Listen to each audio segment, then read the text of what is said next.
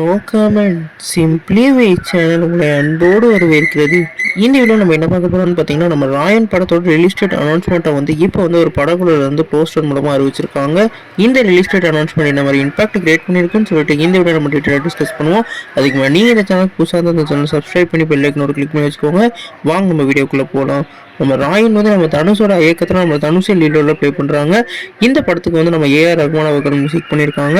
இந்த படத்துக்கு வந்து 50வது மூவினால நம்மளோட தனுஷ் வந்து ஒவ்வொரு சீனையும் வந்து செதுக்கிட்டு இருக்காரு. குறிப்பாக இந்த படத்தில் வந்து ஒரு பெரிய பட்டாளமே வந்து நடிச்சிருக்காங்க. இப்போ இந்த படத்தோட ரிலீஸ் டேட் அனௌன்ஸ்மெண்ட்டை வந்து ஒரு நியூ போஸ்டர் மூலமாக அறிவிச்சிருக்காங்க.